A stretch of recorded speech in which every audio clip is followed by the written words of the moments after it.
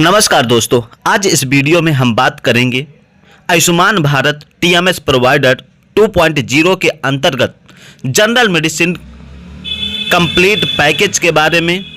इस वीडियो में हम सभी diagnosis, speciality, procedure, investigation, test और वार्ड डिटेल्स के विस्तार से समझेंगे कि कौन कौन से पेशेंट को हम किस कैटेगरी में और किस वार्ड पे भेजेंगे, उनके कौन कौन से टेस्ट होंगे, वो सारी इस वीडियो पर हम बात करेंगे। जनरल मेडिसिन के अंतर्गत आने वाले प्रमुख मेडिकल मैनेजमेंट केसेस के बारे में बात करें। हमारा सबसे पहला डायग्नोसिस है एक्यूट फेब्रिल इलनेस, इसको दूसरे नाम से AFI के नाम से जानते हैं। तो इस डायग्नोसिस में हमारे जो स्पेशलिटी होगी वो जनरल मेडिसिन का पेशेंट होता है। जो हमारा प्रोसीजर लगेगा वो एक्यूट फेब्रिल इलनेस लगेगा। बात करेंगे इन्वेस्टिगेशन टेस्ट के बारे में, तो इसमें CBC टेस्ट करना अनिवार्य होता है। दूसरा हमारा डायग्नोसिस आता है डेंगू फीवर। इसमें क्या होता है कि रोगी को संक्रमण होता है, डेंगू संक्रमण होता है, प्लेटलेट्स घटने लगते हैं, तो इसके लिए IV फ्लूइड्स चढ़ाते हैं, लैब मॉनिटरिंग की आवश्यकता होती है। सेम प्रोसीजर इसमें भी होते हैं। स्पेशलिटी हमारी होगी जनरल मेडिसिन, डेंगू फीवर में लेंगे हम, और जो हमारे टेस्ट होंगे इन्वेस्टिगेशन। देखिए दोस्तों, सबसे मेन फोकस होता है इन्वेस्टिगेशन। अगर आपकी इन्वेस्टिगेशन टेस्ट होंगी, अगर आप नहीं करवाते तो क्वेरी आपकी आएगी। तो क्वेरी को बचाना हमें, इसलिए ये वीडियो पर हम बात करेंगे। तो सारी जानकारी आपको बताते हैं। जैसे हमारा मलेरिया डायग्नोसिस, किसी भी हमारे पेशेंट को है, रोगी को मलेरिया से संक्रमण है, जिसकी जांच हुई, हमने इसके जो स्पेशलिटी होती है, देखिए जनरल मेडिसिन की बात करते हैं तो जितने भी हमारे यहाँ होंगे तो स्पेशलिटी सभी की जनरल मेडिसिन पे आएगा। ये टाइफाइड फीवर होता है, मेडिकल मैनेजमेंट के आता। जो हमारी टेस्टेड होती है वो विडाल टेस्ट, ब्लड टेस्ट और कल्चर CBC। अगर ये रिपोर्ट अगर टेस्ट नहीं करवाते तो आपकी क्वेरी आना ही आना है। फिर आपको रिप्लाई करना, तो वो चीज़ें को आपको नहीं करना, क्वेरी को 0% आपको करना है। इसलिए सारी चीज़ें मैं आपको बता रहा हूं। दूसरे डायग्नोसिस की बात करते हैं एक्यूट गैस्ट्रोइंटेरिटिस। रोगी को बार बार उल्टी एवं दस्त के कारण डिहाइड्रेशन होता है। IV फ्लूइड एवं दवाओं द्वारा पेशेंट को एडमिट किया जाता है। स्पेशलिटी हमारी जनरल मेडिसिन होगी। प्रोसीजर एक्यूट गैस्ट्रोइंटेरिटिक मेडिकल मैनेजमेंट लगेगा।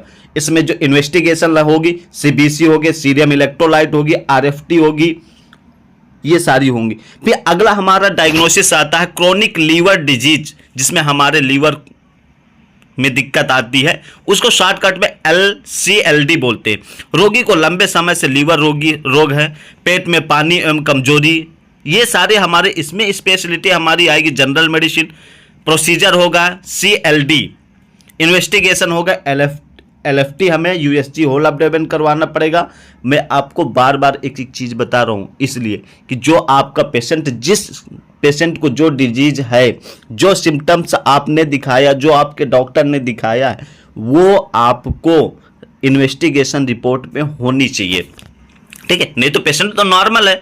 तो इस रीजन पे हमारी क्वेरी आती है, तो उन क्वेरी को हमें क्या करना होगा कि कम करना है। अब कम कैसे होंगे, जब आप किसी भी चीज़ को, जैसे हमारा अगला डायग्नोसिस हुआ एक्यूट हेपेटाइटिस, रोगी को पीलिया है, ठीक है। अब पीलिया है तो उस पेशेंट को हमें क्या होगा कि उस पेशेंट को जो भी इन्वेस्टिगेशन होगी सारी इन्वेस्टिगेशन करवाना पड़ेगा।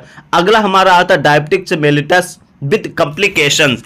रोगी को डायबिटिक की गंभीर जटिलता है उसमें, जिससे ब्लड शुगर अनियंत्रित हो जाता है, पेशेंट को ICU में जाता है। तो जब ICU में मॉनिटरिंग होगी पेशेंट की, तो उसमें क्या होगा, RBS, FBS, HbA1c, ये सारे आपको टेस्ट करवाना पड़ेगा। अगर आपके पास ब्लड की टेस्ट नहीं है तो आपकी क्वेरी आएंगी, क्लेम भी रिजेक्ट हो सकता है। तो ये सारी चीज़ों को आपको करना है। जैसे अगला हमारा डायग्नोसिस आता है हाइपरटेंसिव इमरजेंसी।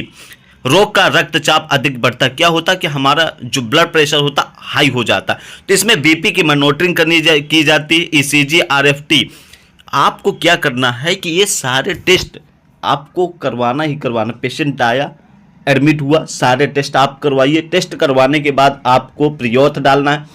जब प्रियोथ डालेंगे तो सारी इन्वेस्टिगेशन अटैच करना है। डॉक्टर का इनिशियल जो भी डॉक्टर आपको ऑर्डर डालता है वो सारे ऑर्डर को अटैच करना, आधार कार्ड अटैच करना, सारी चीजें आपको एक पार्टिकुलर अपलोड करना।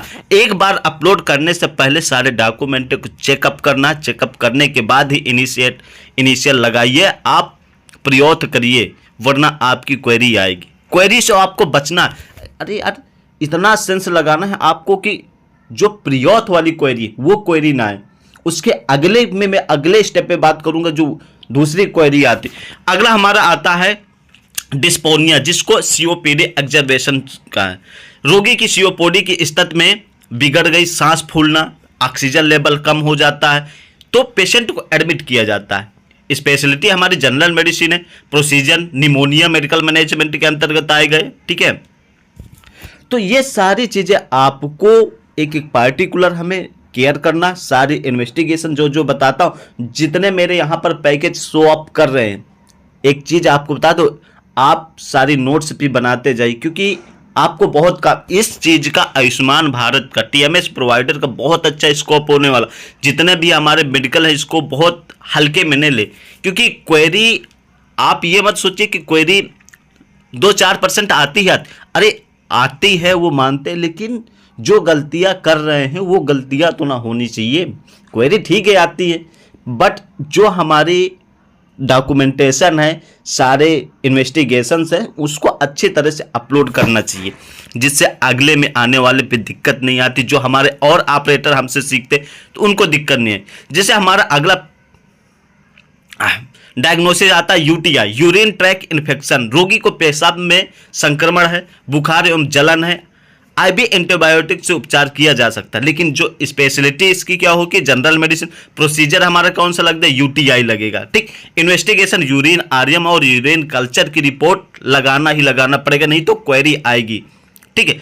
अगला हमारा आता है एकेआई, एक्यूट किडनी इंजरी, ठीक है। रोगी की किडनी में अचानक सही से कार्य नहीं करती है, तो उस रीजन में आपको आपका जब पैकेज आपको डायग्नोसिस लगाएंगे तो आपको एक्यूट किडनी इंजरी लगाना है। इसके बाद स्पेशलिटी आपको लेना है, जनरल मेडिसिन लेना है, प्रोसीजर आपको लेना है, एकेआई लेना है। तो इन्वेस्टिगेशन हमारी क्या होगी, इन्वेस्टिगेशन में आरएफटी, इलेक्ट्रोलाइट, ईसीजी, ये टेस्ट आपको करवाना ही करवाना है। इलेक्ट्रोलाइट इम्बैलेंस में क्या होगा कि रोगी जो होगा, जो पेशेंट होगा, उसके सोडियम पोटेशियम की असंतुलन हो जाता, मतलब डिसबैलेंस हो जाती है, ठीक।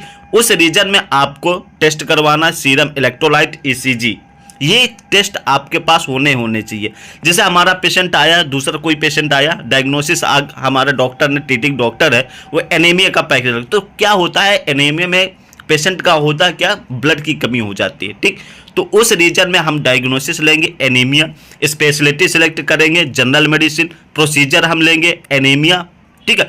अब इस रीजन में हम होल ब्लड लेंगे, ठीक है। ब्लड ट्रांसफ्यूजन होगा ही होगा, क्योंकि पेशेंट को हमारी ब्लड की कमी, ब्लड तो चढ़ाएंगे तो ब्लड ट्रांसफ्यूजन जरूर करें, ठीक। अगला हमारा डायग्नोसिस आता है पॉइजनिंग का। तो रोगी ने विषाक्त जैसा जहरीला पदार्थ खा लेता है, उस रीजन पे पेशेंट को आईसीयू पे जाता है, ठीक है। आईसीयू में जाने के बाद पेशेंट की मॉनिटरिंग होगी। ये पे स्पेशलिटी हमारी जो डायग्नोसिस लगे पॉइजनिंग की लगेगी, ठीक है। स्पेशलिटी हमारी जनरल मेडिसिन हो गई, टेस्ट हो गए, एबीजी होगी, एलएफटी होगी, आरएफटी। अब एक चीज आपको मैं बता दूं, मेरे जितने व्यूअर्स हैं, मैं हर एक चीज इसलिए बता रहा हूं कि अगर आपका पेशेंट आईसीयू पे है तो एबीजी रिपोर्ट जरूर लगाएं। अगर एबीजी नहीं लगाते तो क्वेरी आती है आपके बाद में, नहीं जब क्लेम सबमिट करेंगे उसके बाद क्वेरी आ जाती। तो उस रीजन में आपको अगर आईसीयू में पेशेंट है तो 2 बार टेस्ट जरूर करवाएं, एबीजी की मॉर्निंग और इवनिंग टाइम पे, ठीक है।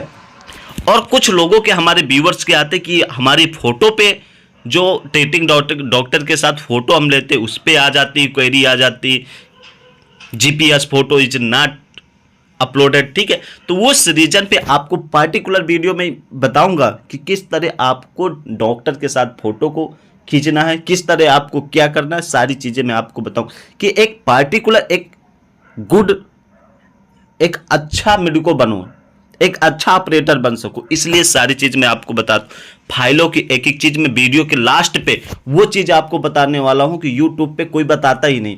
सारे सभी लोग यूट्यूब पे मैं खुद सर्च करके सारी चीजें आपको देखता हूं, कोई ऐसी वीडियो बनाया है पड़ी ही नहीं। तो वो चीज़ मैं आपको बताने वाला हूँ कि डॉक्यूमेंट आपको कैसे अपलोड करना है।